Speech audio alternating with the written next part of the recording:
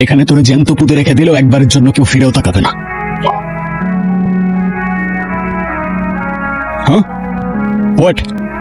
তাকায় আছিস কেন? চল চল। কে এটা? নিউ স্টুডেন্ট, আমাদের ব্যাচেরই, প্রি ট্রান্সফার করে আসছে। তাকানোটা আমার ভালো লাগে নাই, নজরে রাখিস। ওকে ঠিক আছে। সালমান, ক্লাস শুরু হয়ে গেছে প্রায় 25 মিনিট। হ্যাঁ তো এত লেট করে আসলে যে? একটু কাজ ছিল স্যার। আর লেট হলে কি হয়েছে? আপনার ক্লাস তো ক্লাসের মধ্যেই চলতেছে, রাইট? কোনো প্রবলেম? না ঠিক আছে, বসো।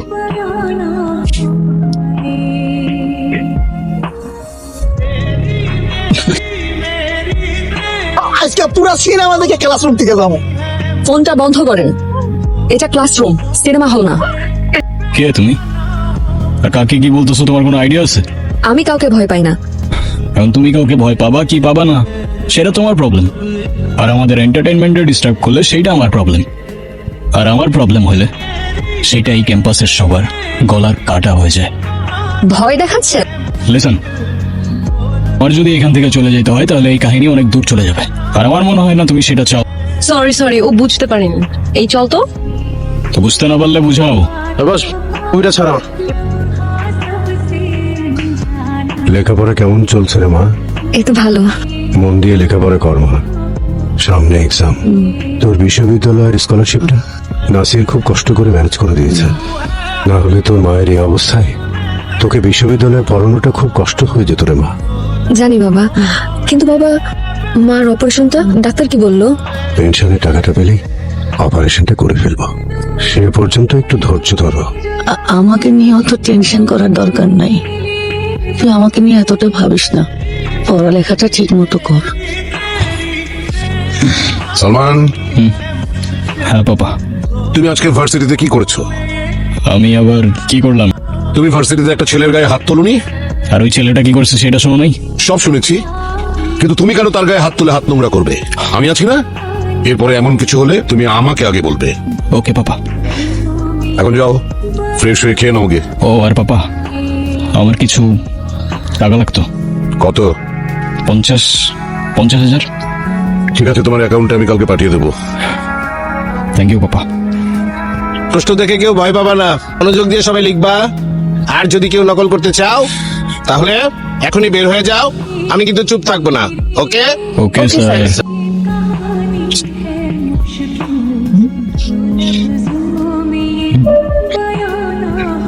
ঋতু দেখতেছে তো, দেখুক, সমস্যা নাই। আরে ওটা কি লিখছো? একটু সামনে নাও। স্যার, সালমান ঋতুর খাতা কপি করছে। সালমান, তুমি ওটা কপি করতেছো? কই না তো স্যার। দেখি তো খাতা। এ তো দেখি ওয়ার্ড টু ওয়ার্ড সেম। না স্যার, ওই একটু দেখছিলাম জাস্ট, আর দেখবো না স্যার। দেখো সালমান, এক্ষুনি বের হয়ে যাও। স্যার আমার মতো একটা স্টুডেন্ট যদি পাস করে আপনার কি কোনো ক্ষতি আছে বলেন? তুমি বেশি কথা বলতেছো কেন? এক্ষুনি বের হয়ে যাও। কি ভাবছো তুমি আমার অনেক বড় ক্ষতি করতে পেরেছো? এসব এক্সামে আমার কিছু যায় আসে না, তাই মনে করো না আজ আমি কষ্ট পাবো, কারণ আজ চোখের জল ঝরবে তোমার। Hello sir. জি স্যার। ওকে স্যার, দাও খাতা দাও। হ্যাঁ স্যার, আমার খাতা। অ্যাকাউন্টসে গিয়ে টাকাটা দিয়ে আসো। স্যার, আমার তো 100% স্কলারশিপ আছে। আজ থেকে নেই, অ্যাকাউন্টসে গিয়ে 45,000 টাকা দিয়ে ক্লিয়ারেন্স নিয়ে আসো। কি বলেছিলাম তো আজকে চোখের জল ঝরবে। কি ক্ষতি করেছিলাম তোমার আমি? ও প্লিজ, এখন এসব ন্যাকা মার্কা ডায়লগ মারতে যাও না। অ্যাটলিস্ট ইট মারলে পাটকেল খাওয়ার জন্য রেডি থাকতে হয়, বুঝলে খুকি? আর লেখাপড়া করে কি হবে? এত কষ্ট করে স্কলারশিপটা ম্যানেজ করে দিলাম, ওটাও চলে গেল। আমার কপালেরই দোষ। এদিকে পেনশনের টাকাটাও পাচ্ছি না, এদিকে তোকে নিয়ে পড়েছি আরেক যন্ত্রণায়। আমার মরে গেলেই বোধহয় ভালো হতো। বাবা এসব বলো না প্লিজ। তো কি বলবো, কত আশা করেছিলাম। এখন এই বয়সে শুনতে হচ্ছে মেয়েকে এক্সাম থেকে বের করে দিয়েছে। থাক, এখন ঘরে বসে থাক, 2 দিন পরে বিয়ে দিয়ে দেবো। লেখাপড়া করার আর দরকার নেই, কোনো দরকার নেই। কি রে সালমান, হঠাৎ চুপ হয়ে গেলি? কেন যেন বারবার ওই মেয়েটার কথা মনে পড়তেছে। ও ক্যাম্পাসে আসে না কেন আর? আসবে কেমনে? ওর ফিনান্সিয়াল অবস্থা ভালো না। টিউশন ফিস কেমনে দিবে? খুব ভালো হয়েছে, উচিত শিক্ষা হয়েছে। বেশি পাকনামি করতে গেছে না। কাজটা ঠিক হয় নাই, ওর সাথে অনেক বেশি বেশি করে ফেলছি আমি। আমার ওটা সরি বলা উচিত। তুই কেমনে বলবি? ওর পাবি কি? ও তো ক্যাম্পাসেই আসে না। ওর বাসা কোথায়? আমি চিনি, কিন্তু এখন এত রাতে চল।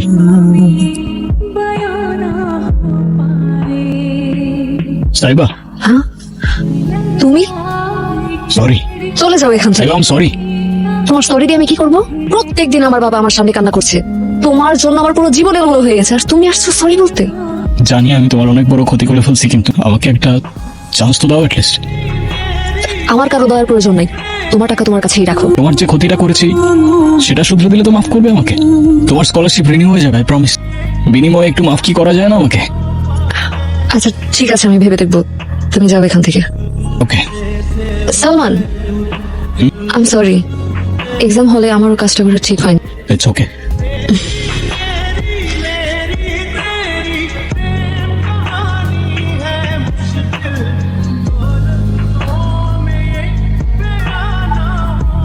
এভাবেই আমাদের ঝগড়া থেকে একে একে শুরু হলো বন্ধুত্ব।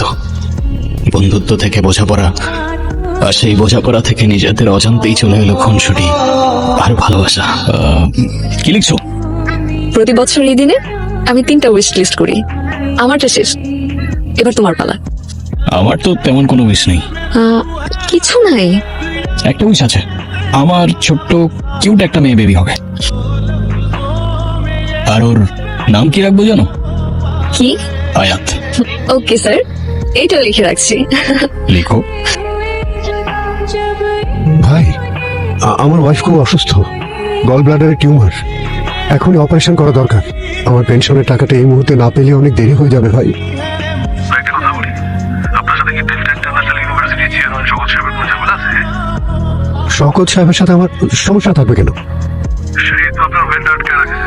আর আমার মনে হয় আপনি শওকত সাহেবের কাছে একটা রিকোয়েস্ট করে থাকেন।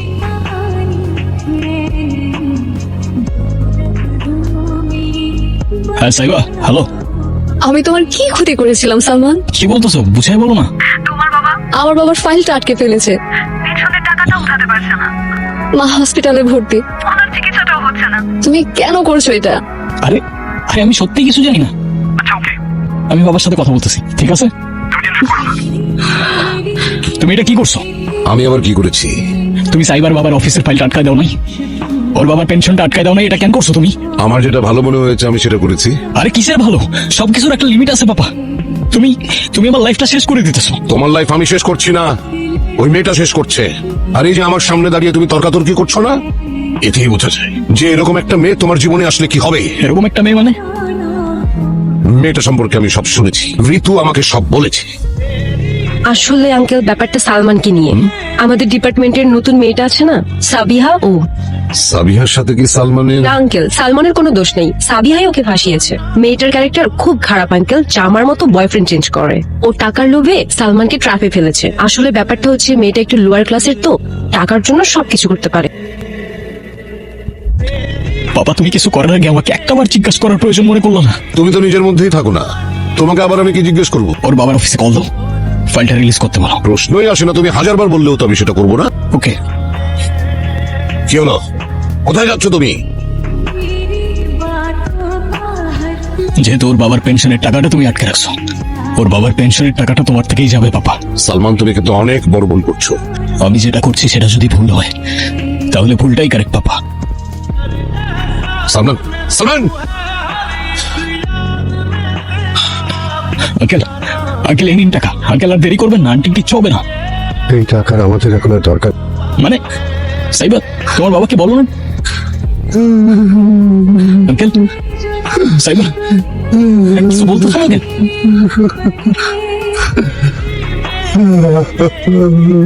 সালমান তুমি আই সাইড প্রবলেম কি তোর? হ্যাঁ, তুই বাবাকে এসব কেন বলছিস? সাইবার ক্যারেক্টার খারাপ, ওর টাকার অনেক লোভ। প্রমাণ দে, চল রাখ তোর প্রমাণ। ওর ক্যারেক্টার খারাপ হইলেও ওর আমি ভালোবাসি, তোর কি প্রবলেম? হ্যাঁ, অ্যান্সার কর। আই এম সরি সালমান, আমি আর পারছিলাম না। আমি অনেক আগে থেকেই তোমাকে ভালোবাসি, কিন্তু সাইব আসার পর থেকে ওকে তোমার আশেপাশে আমার সহ্য হচ্ছিল না। আমি ভেবেছিলাম এসব আঙ্কেলকে যদি বলি তোমাদের মধ্যে দূরত্ব চলে আসবে, আমি শুধু তোমাকে চেয়েছিলাম, আমি বুঝতে পারিনি আমার ভুল হয়ে গেছে। তোমার ভুলের কারণ সাইবার মা আজকে নাই। কি আর বলবো তোমাকে আমি।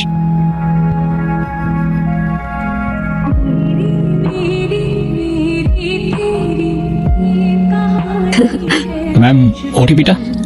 ওটিপি 3814। সাইবা, তুমি?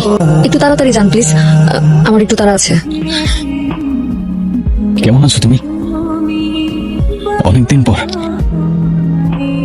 সাইবা, হ্যালো, হ্যাঁ আমরাই তো চলে এসেছি, সামনেই নামবো। হ্যাঁ এখানেই রাখেন। এই কি হলো, চলো। হ্যাঁ আসছি।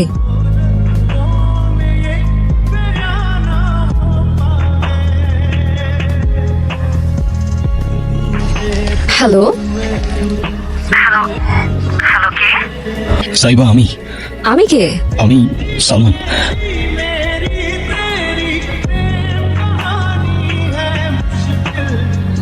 ভাই, এটা সাইবার বাসানো?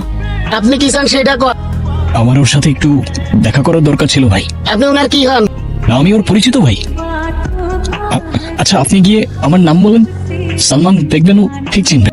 আচ্ছা ঠিক আছে। আপা, আপনার সাথে কে যেন দেখা করতে এসে। কে আসছে? সালমান, সালমান। আপনি নাকি ওনারে চিনেন? আমি কিভাবে চিনবো? আর যে কেউ আসবে আর আপনি জিজ্ঞেস করতে চলে আসবেন? যান এখান থেকে। Sorry madam. কি বলছে ভাই? ওর মিয়া, এই তো বললো আপনারা চেনেই না। না, ও আমার চেনে ভাই। আমার একটু ভেতরে যেতে দেন, একটু দেখা করতে দেন। দেওয়া যাবে না। ভাই 5 মিনিট, আমি তো আর কারো ক্ষতি করবো না, আমি জাস্ট একটু দেখা করেই চলে যাবো। ডিস্টার্ব করতেছেন কা? যান যান, দেখা করতে দেওয়া যাবে না, যান।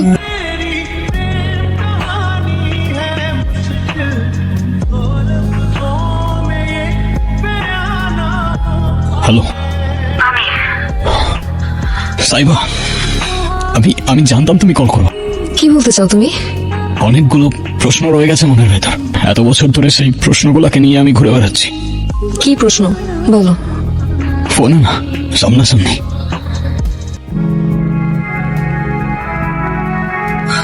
কেমন আছো? যেমনটা থাকার কথা ছিল। তোমার কি প্রশ্ন ছিল বলো? আমার হয়তো জিজ্ঞাসা করাটা ঠিক হবে না, কিন্তু তুমি কি এখনো আমায় ভালোবাসো? আমার উত্তরে কি যাবে আসবে? আচ্ছা, আজকে কি আমাকে বলতে পারবা আমার কি এমন দোষ ছিল যে তুমি আমাকে সারা জীবনের জন্য ছেড়ে চলে গেলা? তুমি কি আমাকে বোকা ভাবো? মানে আমি সব জানি সালমান। ঋতু, আমি বাবার সাথে কথা বলতেছি, ঠিক আছে? তুমি টেনশন করো না। সব মিথ্যা কথা। ও কোনোদিন তোকে ভালোই বাসিনি। কি বলতেছিস তুই? সালমানকে আমি ভালো করেছি, ও আমার বাবার বন্ধুর ছেলে। আর আমি নিজের কানে শুনেছি ও ওর বাবাকে বলেছে তোর বাবার পেনশনের টাকা যেন আটকে দেয়।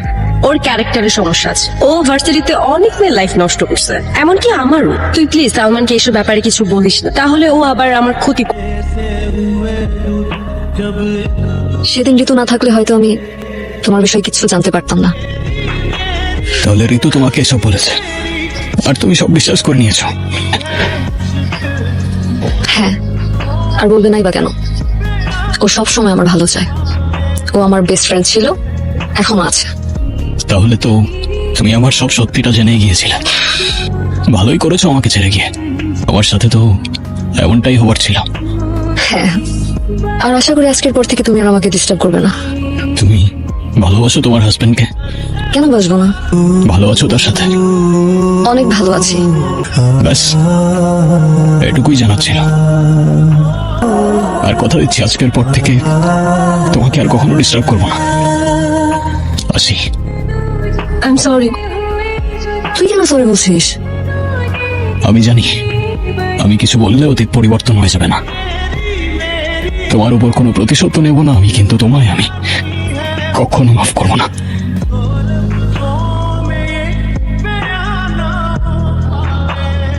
আমি হয়তো ওকে সব বলে দিতে পারতাম, তবে কি বদলে যেত? না তো আমি ওর জীবনে ফিরে যেতে পারতাম, আর না ওর জীবনটা আরো সুন্দর করতে পারতাম। বরং নষ্ট হতো ওর বন্ধুত্ব, বাকি জীবনটা কষ্টে পার করতো, আফসোসে পার করতো। প্রত্যেকটা মানুষই তো কারো না কারো গল্পের ভিলেন হয়ে থাকে। আমি না হয় ওর গল্পের হয়ে থাকলাম।